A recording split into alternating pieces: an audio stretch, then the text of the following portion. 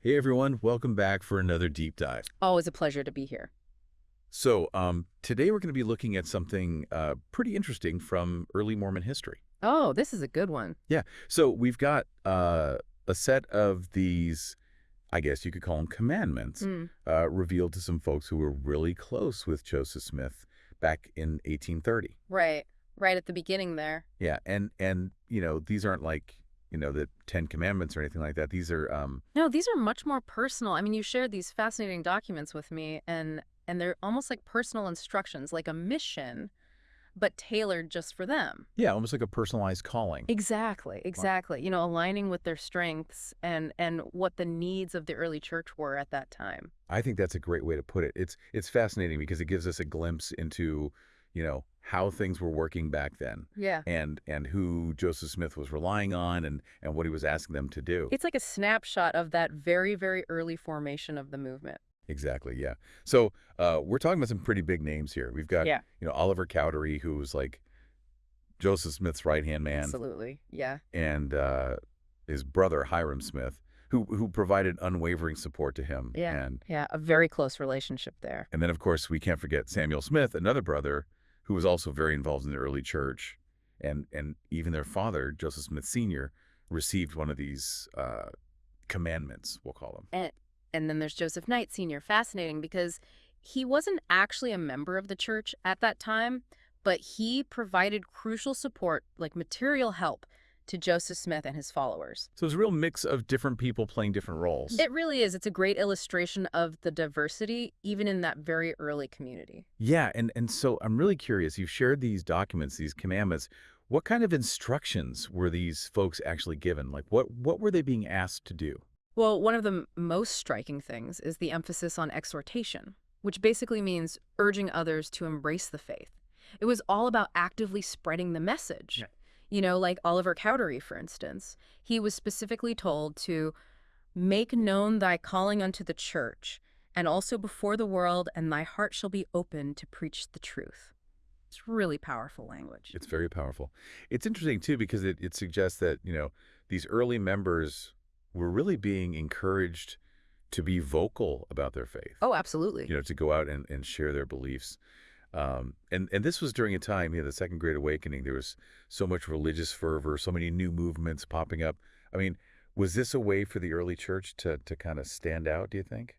Oh, I think that's a very insightful point. You've got to think Hmm. about the context. The 1830s in America, it was just this explosion of religious activity, new denominations, new preachers, everyone's vying for attention. Yeah, it was a crowded landscape. Very much so. And so, in that environment, yeah, directing individuals to go out, publicly declare their faith, strengthen the church, it does seem very strategic. It wasn't enough just to believe, right? You had to go out and convince others to join the movement. Exactly. And we see this with others too, like Hiram Smith. Right. He was told to strengthen the church continually. Okay. And Samuel Smith, another example, also called to exhortation, strengthening the church, although interestingly, he wasn't yet told to preach before the world.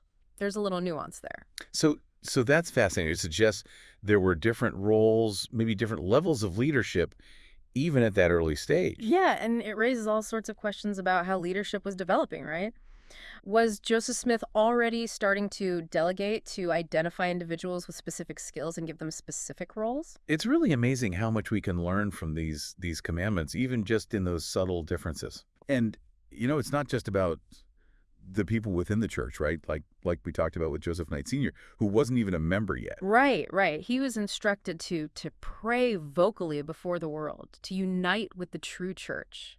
It's a powerful call to action. It shows how important that missionary work was from the very beginning. Absolutely. And it speaks to Joseph Smith's ability to see the potential in individuals, even those outside his immediate circle. Yeah, it's incredible. So, I mean, what do you think listeners can really take away from these personalized instructions?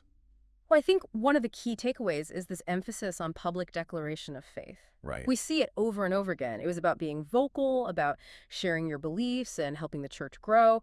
But we also see these individual roles emerging, Yeah. like pieces of a puzzle all coming together. And it gives us a sense of how that leadership was developing, how the church was organizing itself in those early years. It really is like each commandment is a tiny window into the very soul of the early church. That's a great way to put it. And it makes you wonder, how much of this was shaped by the environment. I mean, the Second Great Awakening was such a powerful force. Were these directives a way for Joseph Smith to adapt, to build momentum in that very charged religious landscape?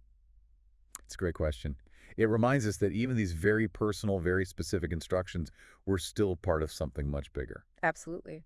And maybe it can even make us think about how personal revelation continues to shape religious experience today. Ooh, that's a good one. Yeah, in what forms does it appear? How does it impact individuals, communities? It's something for everyone to ponder.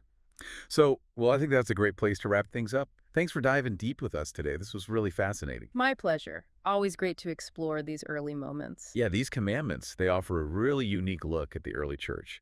And they raise some really interesting questions about the role of personal revelation, not just back then, but even today. Definitely. So thanks everyone for listening. We'll catch you next time on The Deep Dive.